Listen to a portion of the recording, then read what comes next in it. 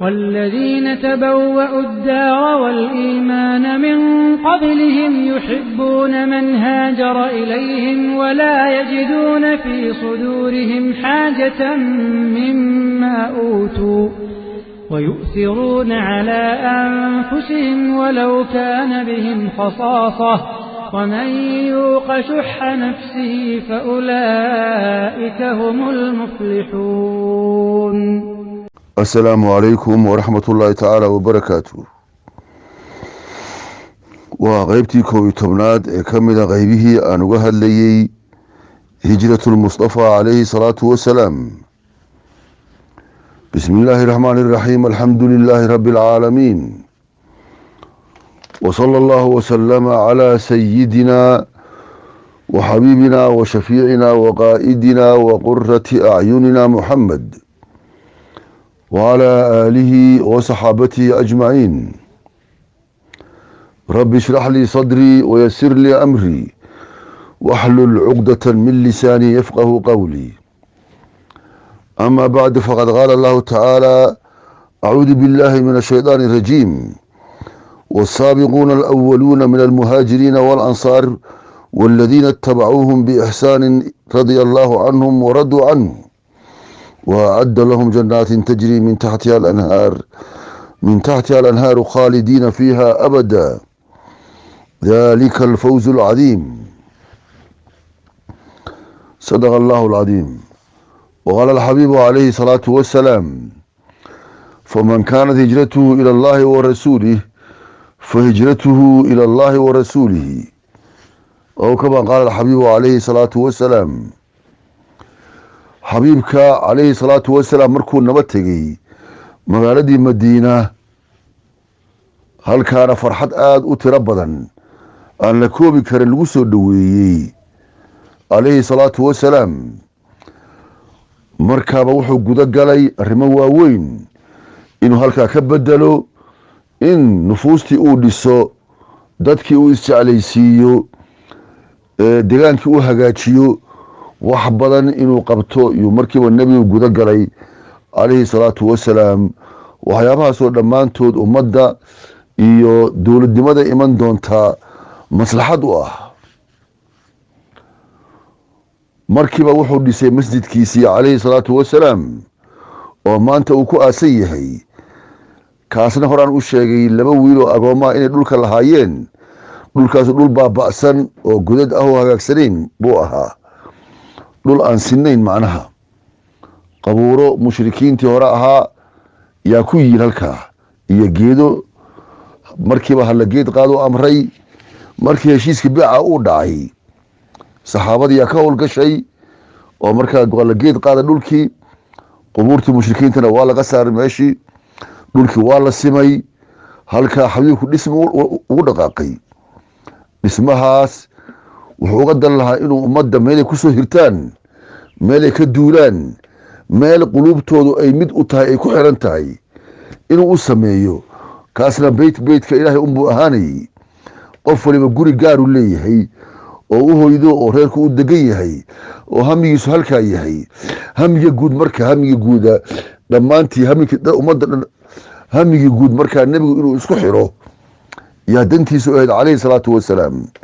wuxuuna isugu xirmi karaa in ummadda oo dhan hal beedo ka dhaxeeya oo ay u siman yihiin, oo markaa degaano iyo qabaa'ilo iyo magacyo iyo darajooyin kala duwan, beyd aan u kala soocaynin, oo isaga mid noqonayaan kooda taajirka ah, kooda faqiirka ah, kan madow, kan cad, kan laandheeraha, kan laangaabka ah, kan miskiinka ah, haweeneyda, dhammaantood hal guri ay ku hiran karaan. nebigu inuu u sameey doonay calayhi salaatu wasalaam, kaasoo ayan u suuroobin inuu markaas ka hor u sameeyo. maxaa markaas ka hor makaa la joogay, dadku gabaad bay ku jireen, iimaanka lama caddaysan karin, waa la wada baqay. iska daa in meel guud oo noocaasa laisugu yimaado, masjid laisugu yimaado, iska daayey. nin waliba iimaankiisii yuu qarsanayey oo la xirayey. haddii la ogaado ama la dilayay, kawba laga siinaya ama la karbaashaya, la silcinaya, si kaleeto cunaqabateyn loogu samaynayey. intaaba soo ogaanay. marka halkan guri noocaasa nebigu inuu u sameeyo yaa tallaabadii u horreysay oo uu qaaday bay ahayd calayhi salaatu wasalaam. kaasuna laga maarmaan buu ahaa markii dhismaa loogu dhaqaaqay. horaan u taabtay in xabiibku calayhi salaatu wasalaam oo dhismaha uu ka shaqaynayey waxna uu ka qabanayey. allaahumma inahu laa khayra ilaa khayru alaakhira fakfir lilansaari walmuhaajira. saasiyay markaa ku celcelinayeen ereygaas markaa yay dhammaan ku dhawaaqayeen xabiibkuna calayhi salaatu wasalaam uu saa ugu dhawaaqayey. gurigaa markii la sameeyey tallaabada xigta waxay noqotay xabiibku markuu 5 bilood uu joogay magaalada madiina calayhi salaatu wasalaam inuu ummadii walaaleeyo oo isjeclaysiiyo. maxaa yeelay xagga markii la joogay maka caqaa'idii buu nebigu dhisaya calayhi salaatu wasalaam. haddana wuxuu ka shaqaynayaa ukhuwadii iyo isjacaylkii iyo midnimadii yuu nebigu ka shaqaynaya calayhi salaatu wasalaam. maxaa yeelay dowladnimada uu markaa samaynaya xabiibku oo soo socotay wuxuu u dhisayaa inay mid ay noqdaan saxaabadiisii uliya diinkeed noqdaan iyo cadowga hal meel keliya uga soo jeestaan xataa cadowgaasu mid ay qaraabo ay yihiin hadduu doono ha ahaadee. saas awgeed waxaa kaloo ku jirta meesha in uu qurbadii iyo maxaa la yidhaahdaa qariibnimadii iyo dhibaatadii uu ka maydo nimankii ka yimid xagga maka ka yimid nimankii muhaajiriin la oran jiray inuu ka dhigo dad wadaniyiina caadiya inuu ka dhigo iyo iyaduna ku jirta meesho wuxuu yeelay markaa nin muhaajira iyo nin ansaariya yuu nebigu markaa uu walaaleynayey calayhi salaatu wasalaam si ay markaa uga tagto waxshada waxa la yidhaahdo waxshada qofku inuu markaa qariibnimo uu dareemo oo markaa wehel uu helo tol uu helo ileen tolkiisii cashiiradiisii wuxuu maka uga yimid ilaahay dartii nebiga dartii calayhi salaatu wasalaam diintiisa awgeed uu la baxsanayo. halkaasuu ku walaaleeyey oo uu ku mataaneeyey calayhi salaatu wasalaam dhan kastaba inay iska kaashadaan dhan kasta inay ka walaaloobaan xataa haddii midkood uu dhinto kan kale asaga uu dhaxlayo heerkaasuu nebigu gaarsiiyey calayhi salaatu wasalaam oo qaraabanimada dhabta ah halkaabuu ka dhigay. maxaa yeelay qaraabanimada dhabta ahi waa tan islaamnimada iyadaas in laga duulo yaa wax walba ku samaanayaan. nimankaas aad maqasheen inay burburiyeen dowladihii adduunka u waaweynaa muddo gaaban ay ku baabi'iyeen iyagoo weliba argagax geliyey oo aada uga baqaya. maxay ku gaareen halkaa ruum iyo furus burburintoodii maxay ku gaareen? dad mid ah isku damqa isku markaa dhinta yay ahaayeen koobka isku hura wax walba isa siinaya. niman noocaasoo isku tirtiran bay ahaayeen oo qulubtooda ay mid tahay. taas alla maxaa maanta muslimiinta caalamka joogta ay aada ugu baahan yihiin allah siiye. khaasatan soomaalidu maxay aada ugu baahan yihiin taas si meesha looga saaro qabaliyada iyo waxa iyo gobolaysiga iyo waxa noocaas oo liita oo lisku qaraabaysan lisku taakulaynayo.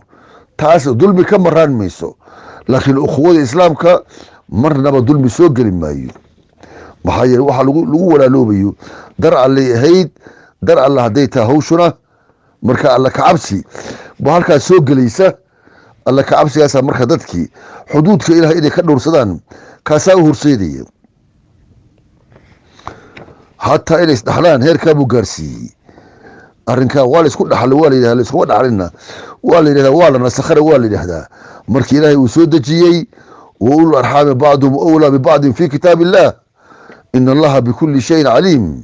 markii beder dagaalka u dhacay oo halkaa khanaa'im ay ka heleen oo sa ay ku deeqtoomeen nimankii muhaajiriinta ahaa aayaddaasaa soo degtay oo markaa hawshii hore nasakhday. laakiin walaalnimadii guud iyo is-anficii iyo isgarabsigii iyo isku damqashadii ma aha waxa la nasakhay ee tawaarudkii keliya isdhaxlidii oo qofkan daw arxaamkiisa kuwa raximka la dhashay kuwaasaa dhaxlaya xagga unbaa hawsha loo bedelay. marka arrinkaa iswalaalaysiinta waxay dhashay inay aada isugu maxaboodaan. horeyna nebigu arrinkaa wuu uga hadli jiray calayhi salaatu wasalaam laa tabaaqaduu walaa taxaasaduu walaa tadaabaruu oo see waxyeellaa markaa wakunuu cibaadallahi akhwaanan dardaarankii nebiga ee muhiimka ahaa oo maanta in dhulka lagu dhaqo aad aan ugu baahannahay kaasuu ahaa. war ha iska caraysiinina oo asbaab aad isugu carootaan ha samaynina niman yahu, walaa taxaasaduu nicmooyinka ilaahay idin siiyey waxay ahaadaanna ha iska xasdinina oo ninkaasu nicmadaas ma mudna marna ha oranin. iyagii hore aad bay isku jeclaayeenoo xataa waxaa dhejita baa layihi haddii dhowr tukaan halkaa ay safan yihiin oo nin saaka uu wax iibiyo dabeedna ninkii laftiisa laga iibiyo wax laga iibsaday haddii nin kaloo zabuuna u yimaado oo wax ka iibsa is yidhaahdo wuxuu oranayay walaalkaygaas yaan weli saaka aan bilaabine isaga ka iibsa aniga mar baa wax laga iibsaday. heerkaasay gaareen. marka xasad ma jirin. marka quluubtu waa isku dhaqnayd. ha isxasdinina oo nicamta ilaahay ha isku quuri waayinina adinku isisiin maysaane ilaah baa idin siinayey. walaa tadaabaruu ha isku dubur jeedinina weji quruxsan oo iyo dhoolla cadeen isku qaabila qulubtuna isku furaato. saasaa macnuhu ahaa. wakunuu markaa cibaadallahi ikhwaanan markii intaa laydinka reebay wakunuu ahaada cibaadallahi addoommo alleh ikhwaanan ahaada. dardaaranka nebiga wakaa wax nasakhayna ma jiro, laakiin dadkii dhaqankoodii bay ku nasakheen dardaaranka aadka u wanaagsan oo nafcigiisa nin kastaba asaga uu ku soo noqonayo oo asagu iska dareemayo.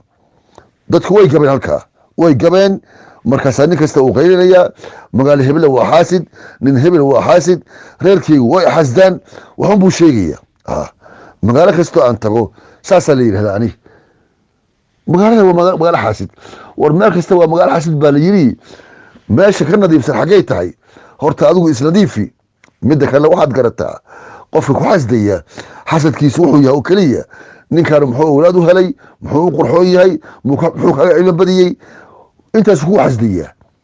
xasadka noocaas ah waxba kaa tari maya adiga. maxaa yeelay nicmada kan ku siiyey waa ilaahay boqorka ahaa.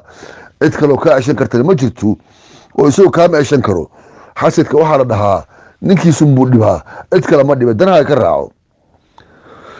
marka in la walaaloobo taasaa diinteena ay boorinaysaa, taasaa quwad noo soo jiidaysa. walaa yaxilu limuslimin an yahjura akhaahu fawqa halaaثata ayaam. saasa xadiisku oranaya. xalaal uma aha ninka muslimka inuu ka haajiro walaalkiisa kaloo muslimka ah. kiina dhashay keliya maaha, qaraabanimada weyn wataas waa muslimnimada. inuu ka haajiro 3 cisho oo xidhiirta xalaal uma aha. quluubtiina isku fura, isjeclaala had iyo goor. saasaa nebigu nagu boorinaya calayhi salaatu wasalaam. arrinkaas yaa ilaahay u dhex dhigay saxaabadii xabiibka markuu walaaleeyey calayhi salaatu wasalaam. wactasimuu bixabli illaahi jamiican walaa tafaraquu. saasay dhammaan wada ahaayeen, amarkaasay wada qaateen. ilaah yaa quluubtooda isjeclaysiiyey. ilaahay wuxuu leeyay waallafa bayna quluubihim low anfaqta maa fi lardi jamiican maa allafta bayna quluubihim baa ilaahay leeyahay walaakina allaha allafa baynahum inahu casiizun xakiim. ilaahay waa kan qaalibka ah oo arrimaha uu doono had iyo goor ku raaya oo ku qaalibka ah oo wuxuu doono keliya ay soconayaan. waana allihii fal suuban oo xikmad wax walba ku maamulayo shay kasta bartuu ku habboon yahay dhigaya. ilaahay sidaa ahaa yaa quluubtii isku dumay.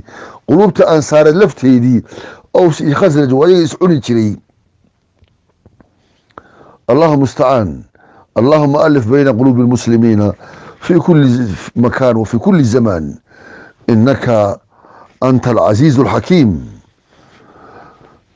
waxay yeeleen saxaabadii wax yaablay sameeyeen markii ansaarta baa ola jeedaa.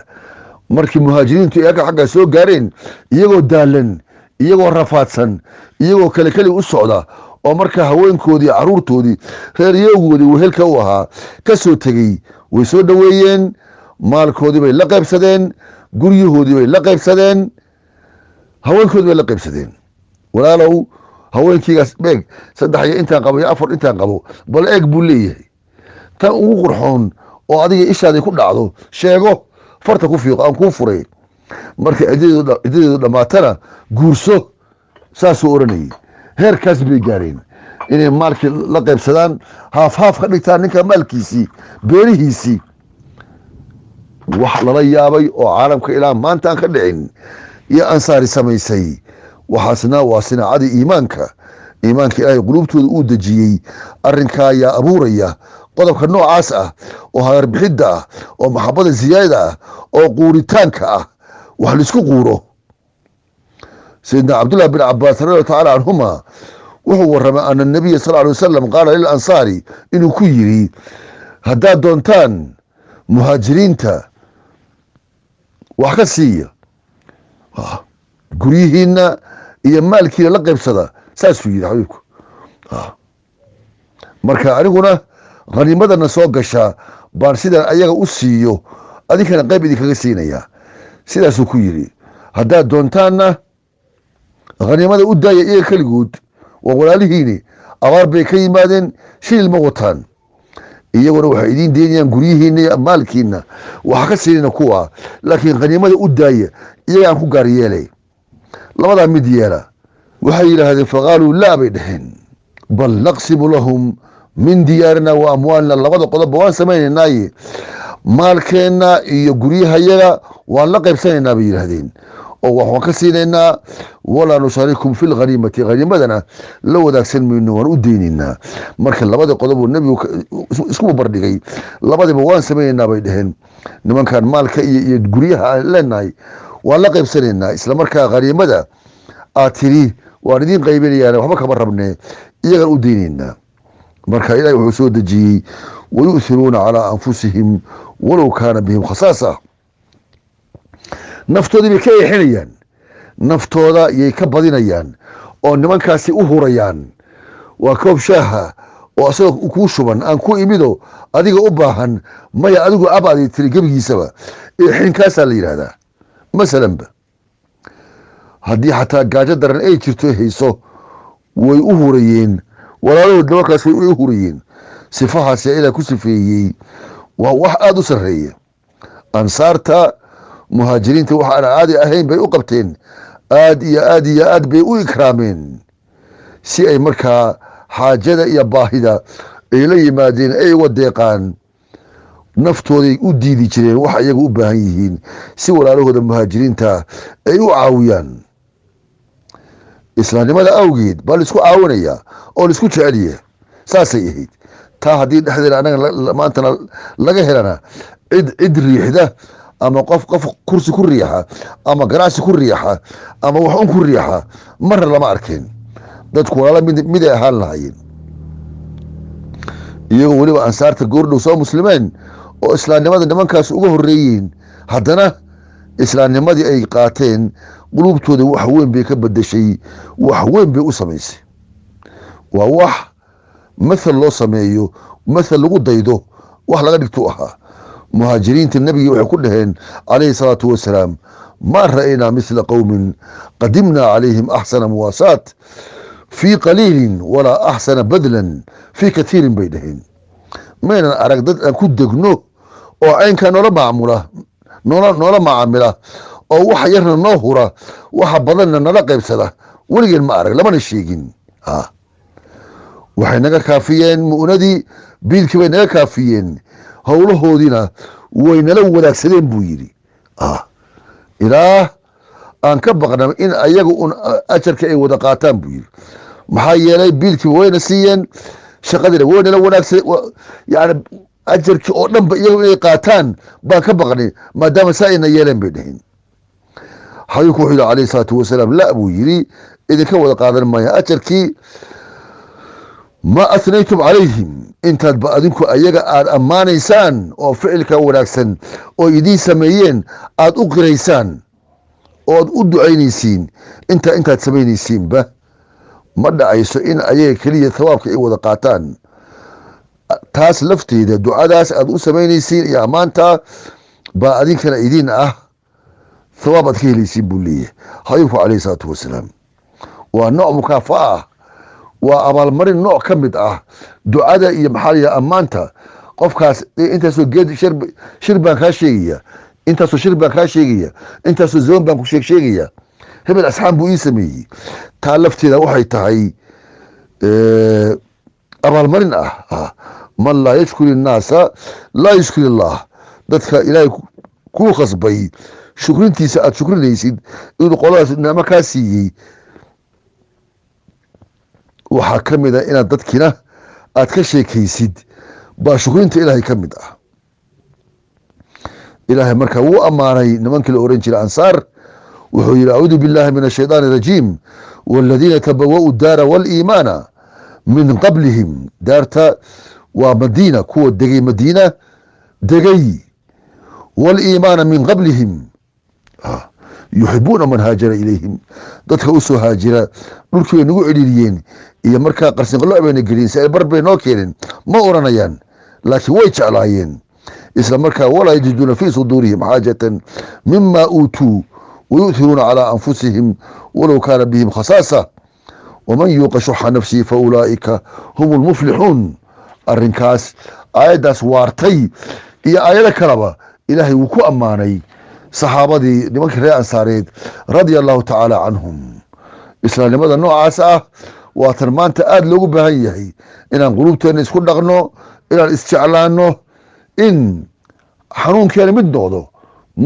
muslim kaleeto wuxuu la mid yahay kaljasad alwaaxid waatii xadiisku ahaa jiir qura ayuu la mid yahay oo haddii meel uu ka xanuunsada jirku inta kaleeto qandhada iyo markaa xanuunka iyo laxawga iyo dhafarka bay la qaybsanaysaa taasna maxaa lagu gaarayaa waa anagoo diinta si wanaagsan u qaadana barana diintii ku dhaqana u shaqayna laakiin maanta anagu diintayda sheegad unbay xaggeena ka tahay dad sheegataa un baan nahay waan ihimaalinay diinta barashadeedii annagu aan baran lahayn ubadkayaga aan bari lahayn qof kasta wuxuu la aadaya caruurtiisii iskuul iyo jaamacado gaalo markaasuu kuwaas oo cilmigooda uu bartay gaaladii iskuulka uu ka bartay jaamacaddii ka bartay kuwa unbuu jecel yahay kuwaas unbuu xafidayaa kuwaas unbuu taageero u yahay hadda wiilasha balfiiri manchester iyo barcelona iyo waxa noocaasa la sheego iyo real madrid unbay taageero u yihiin haddiise markaa siirada nebiga la bari lahaa calayhi salaatu wasalaam iyo saxaabadii la bari lahaa iyagaasay taageero u noqon lahaayeen waa xaqiiqo laakiin maynaan barin oo iskuul gaala un baan kula ordaynaa iyo cilmi gaalo xisaab iyo saynis un baan ula ordayaa ilmiha iyagoo markaa caqaa'idooda aan la sixin oo salaadooda aan la sixin xalaal iyo xaaraan aan la kala barin yaa suuqyada lagu sii daynayaa oo markaa ay aadayaan iskuuladii cilmigii meesha ay ka barteen kii laga soo minguuriyey unbay jeceliyen xagga inay u qaxaan bay rabaan waa kuwa maanta yurub iyo maraykan u wada yaacaya caruurta diinta hala baro diinta hana lagu dhaqan siiyo diinteenu kaliya salaad iyo soon iyo zako ma aha salaad iyo soon iyo zaka markaad maqlaysid waa diintii tirarkeedii waaye mooye diinti ma aha diintu waa akhlaaqiyaadkaas dhammaan silaturaxim oo kaleeto hadulbasar oo kaleeto xalaasha oo la cuno oo kaleeto iyo aad bay u fara badan yihiin laisku naxariisto waalidka baari loo noqdo aakhira laga fakero diinka aad loogu dadaalo wax aad iyo aad u fara badan iyo u wanaagsan dhammaantood oo akhlaaqiyaad ayaa diinteena noo jidaysay arrinka in lagu dhaqmo dhaqankana waxaa ka horeeya marka u horeysa in la bartaa ka horeysa marka u horeysa in la barto markaa la barto kadib unbaa waxaa dhacaysa in lagu dhaqmo markaad suuroobaysaa caruurtayadu kitaabka qur'aanka ahaa qoloftiisa unbay garanayaan wax kale ka garan maayaan sadarada madmadow alla ku yaqaana unbay ka garanayaan